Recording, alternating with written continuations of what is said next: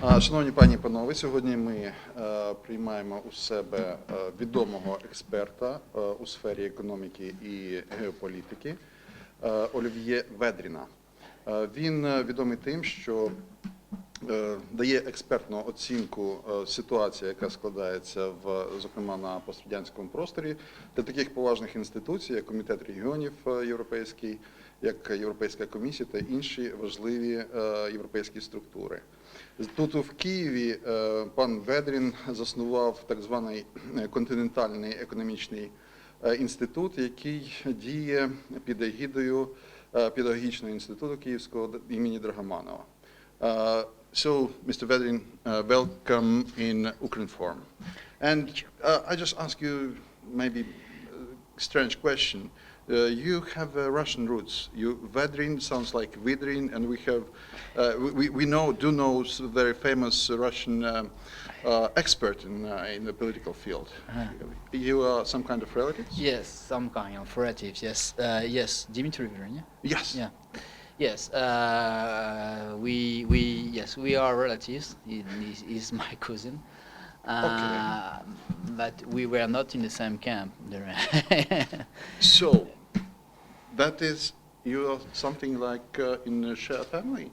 But you're living in France, is it correct? I live in France, and the history of my family is very amazing, because when I was young, my mother and my brother say that we come from Russia. We come from Cossack roots, and a Cossack came in France, and he stayed in France. Okay, say me please what you, Cossack, are doing now in Ukraine. Why Ukraine? Why you left so, calm, safe, and prosper France? You know, at first I have family in Russia and in Ukraine, because you have also Vedrin in Ukraine and in Russia, and this is a very Slavic family name, and for me this is important to underline this fact. Why I am in Ukraine? Because I have a chance to build a business school in Kiev, in Dragomanov University, with Viktor Petrovich Andrushenko, my partner, and Viktor Petrovich Andrushenko asked me to build this business school with some EU norms. And I say, okay, let's start. That was very difficult in the beginning, because under the Yanukovych system, I had some problem with the former Minister of Education, with Tabachnik. All the process of the construction of my business school was very difficult under Tabachnik. But after Maidan, I say that's more easy. More easy to implant some EU values in education. But whom you will try to educate in here? Because so far as I see, there are a lot of things in here which demands maybe some attention from the qualified economists. But who is your target audience in that regard? No, we will have two diplomas. First we will have bachelor degree, BBA, Bachelor in Business Administration, and a second diploma will be Master in Business Administration. My target is a young student for the bachelor degree, and professional with the MBA degree, like executive program. That means some businessmen can come and they will have some executive seminars, and they will receive an MBA. All those diplomas will be double diploma, because we will give a French diploma from a French business school, IPAC, in France. This is a famous business school in France. We will give this diploma from a French business school, and we will give an Ukrainian diploma. And my students, they will have the two diplomas. So, is it correct? It will be the education of European level? Oh, yes. Definitely, I want my student to have a diploma from France with EU norms, and I want my student to go and work all around Europe, including Ukraine, Germany, France, Italy, because they will be in the processes of Bologna with all the EU norms. Yeah. So your students will leave Ukraine? No, we I can- want him to come back in Ukraine and to provide to Ukraine all the technique and all the way of thinking of EU to make Ukraine, to grow Ukraine, this new nation we are now looking. Yeah, but you are thinking on EU, and that's why maybe it's so interesting to know your opinion. Right now, many people saying, okay, we can suffer because of a war. But some Ukrainians see the surrounding economical circumstances like a total disaster. How do you think, could be the war the only reason for that? Or there could be noticed some mistakes maybe in management? In Ukraine? Yep. About the economy? Yep. You know, I gave some interviews about the situation in Ukrainian economy especially. And I think Ukraine is suffering, and not because of the war, but because of the heritage of the Soviet Union. This is the management of the Soviet Union. And I think if Ukraine want to really be a new nation, Ukraine has to cut with the Soviet heritage. And all the management in the administration, in the companies, Ukrainian company, come from the Soviet Union. And for me, this is the first problem in the economy of Ukraine. This is this post-Soviet attitude. But you know, we are going into reforms, at least for last 20 years. For example, right now, our government declare at least 30 reforms which are needed urgently. But could you please comment on that? Could you imagine the country which successfully held like 30 reforms at the same time? Or maybe we need to have at least 1, 2, or few reforms, but mainstream, which will allow to push the country ahead. What kind of reforms that could be? For me, in Ukraine, you have 2 wars. The first war is in Donbass, I guess the Russian aggression with the separatism. And the second war is corruption, war against corruption. And if you want to do some useful laws, I think the first law will be against corruption. And I think one of those laws will be about tax. That means in France, as you know, when we pay tax for our income, the tax office can ask us to provide a proof that we are not guilty, and we have to prove from where our income comes from. And if we cannot prove that everything is legal, we are guilty. This is to the French citizen to prove that he is not guilty, not to the administration to prove that you are guilty. And if you do a law like that, like we have in France, you have to prove like you are not guilty, and you have to prove from where your income comes from. That will be to fight against corruption, very, very huge step. And the second, for me, law will be to do a euro remount of the administration. You can, because if you have corruption, that means because the income of a lot of civil servants are very low. Then you have to increase the income of the civil servant, but you have also to decrease the number of the civil servant and increase the quality of the civil servant. And as we have in EU, you have to do an administration to help the people, not to be against the people. Look, but now we have some kind of criticism coming to the system of lustration, so-called. When we're trying to withdraw from the power the old, like statements, because they simply cannot fulfill with high quality their new obligations.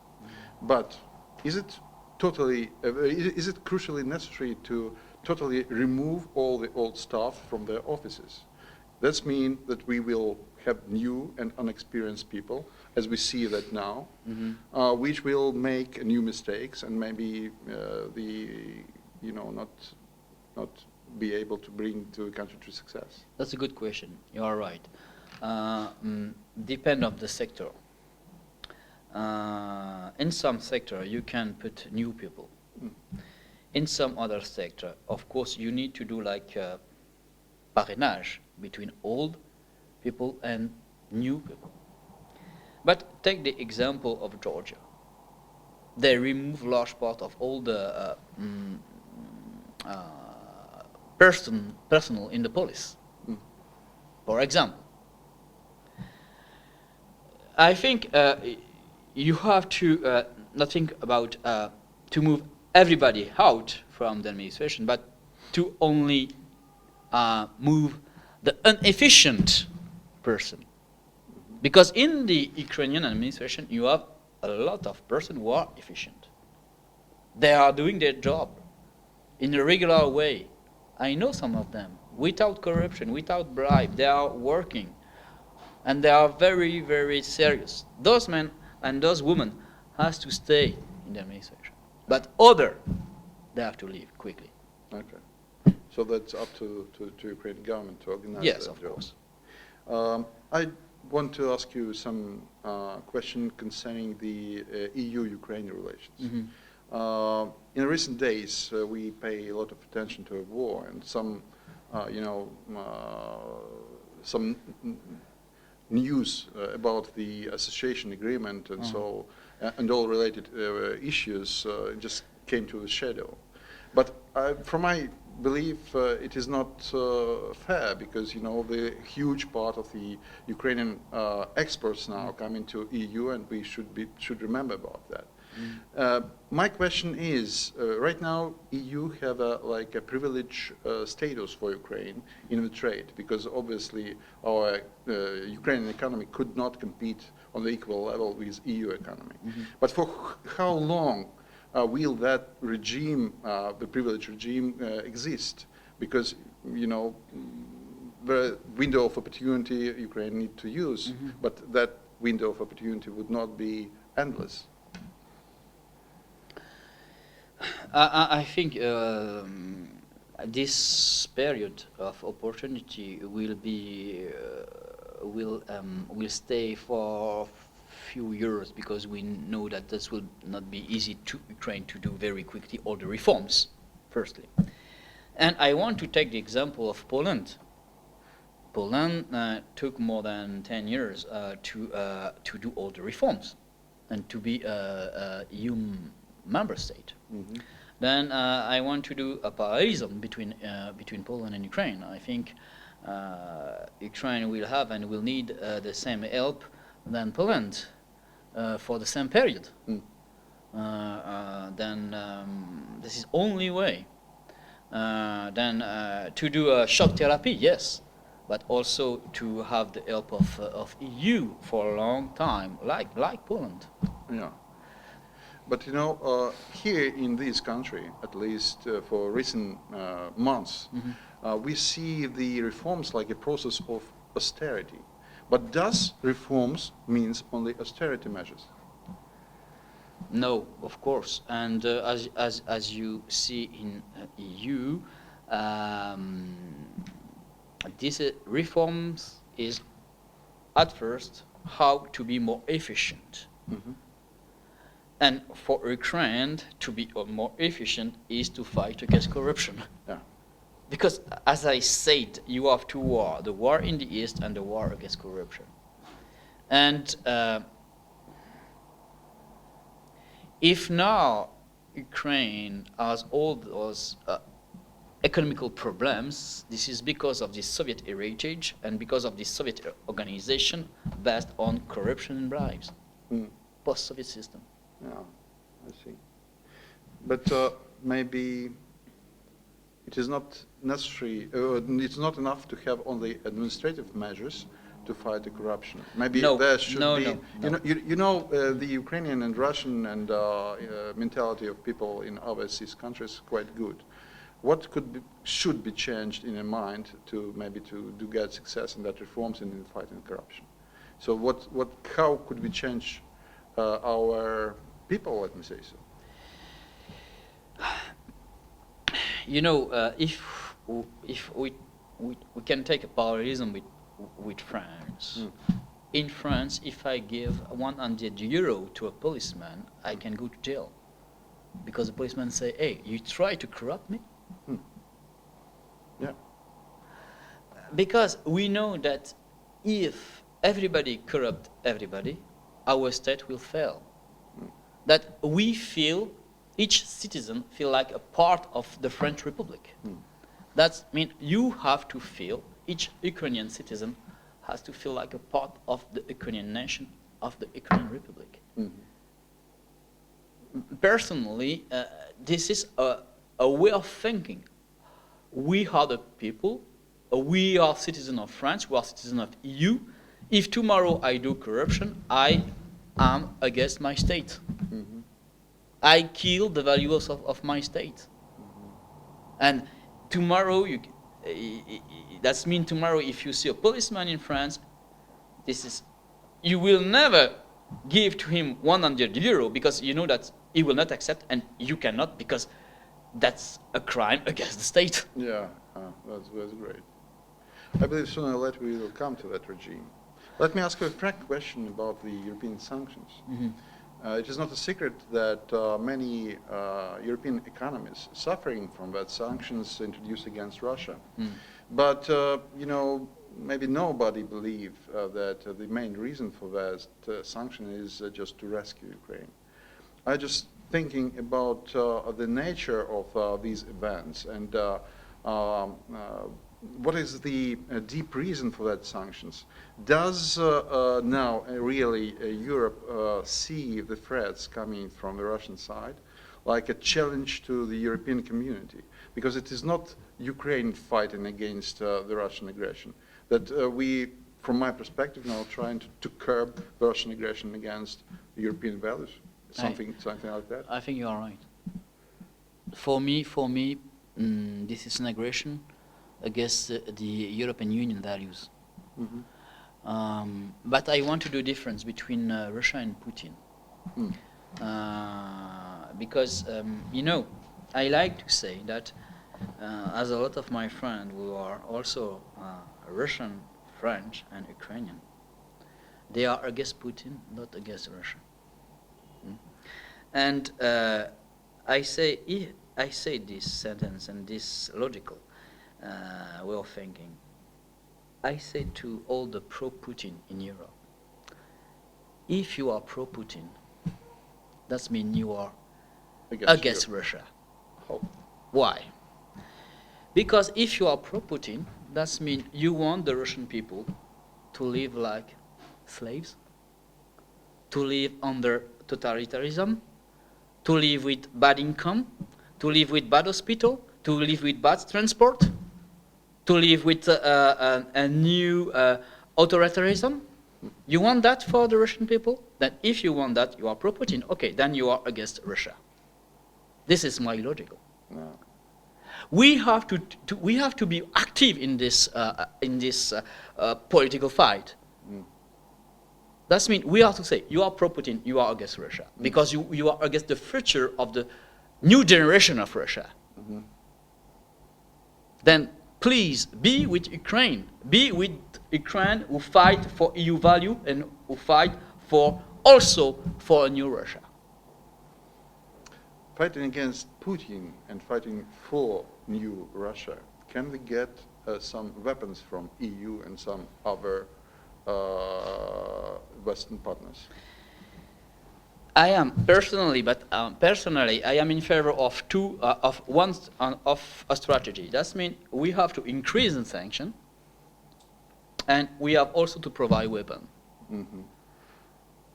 Because we have to face a system who is post-Soviet system and a system who come from the KGB. And that means, you know, they lie, all the time. They say something, they do something else. And as Lenin say, please say to them what they want to learn, to listen. Say to them what they want to listen. And Putin, really now, is doing that. He talk with EU, he say, okay, you want to listen that. Okay, I am for peace. Everybody is for peace. But he really say to EU what EU want to listen. And he is doing something else. That means if we want to face that, we have to be not in reaction, but we have to be pro-reaction, pro-react. We have to say, okay, you are pro-Putin, you are against Russia. You have to send weapons, we have to do sanctions. This is an ideological war also. Mm-hmm. And this war will be on economical aspect, political aspect, cultural aspect. And also military aspect, of course. The war is a bad part of the story. But the good part of the story is that the war will end sooner or later. I just thinking that the war as a tool came from the previous century, from 20th century. Mm-hmm. But at the end of this century born, some very attractive formula, like building space of stability and prosperity from Lisbon to Vladivostok. Mm-hmm. I'm just curious, if we keep in mind all the recent events, was that idea finally killed and buried? Or we can somehow recover it? This is very practical interest, because if we only succeed maybe to build such a space of economical and social integrity and prosperity, that means that the war in Ukraine is useless, it's meaningless, it is not necessary to have such a war at all. So that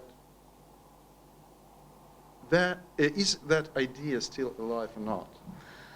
I think this idea is more and more important because of the war and because of Euromaidan revolution. Mm-hmm. I am also for this. I am also for this large European common space between Lisbon to Vladivostok, because I think this is the only way to have a prosperity and peace in the European continent. And that's also why I'm very happy to be in Kiev, because Kiev is the center of the continental Europe. And we have to build this common space. That's why we have to win this war in the East. But this this common space will be with Russia without Putin, of course. And we have to build this common space with what I said, with this ideology of EU values. And we have to fight, because in Russia, some Russian activists are waiting for our victory. And we don't have to be 50-50. We have to be against or for. Okay. I am for EU values, against Putin system. I am in this way of thinking. I love Europe. I love Europe, and in this Europe, I include Belarus, Ukraine, Georgia, Armenia, Azerbaijan, Russia. For me, the borders of Europe is the borders of the Council of Europe in Strasbourg. And here in Ukraine, in Kiev, we have to win, because we are the future of this EU continent, of this European continent, and the future of the EU values. If we fail, then that will be anarchy and chaos in all the European continent. I need to say two things. First, we will not fail. And the second, I say you as a Ukrainian. And the second one, you are not a revolutionary, you are romantic. But indeed, thank you so much for that interesting conversation. Thank you very much. I am maybe romantic, but everything began with some romanticism. Thank you so much.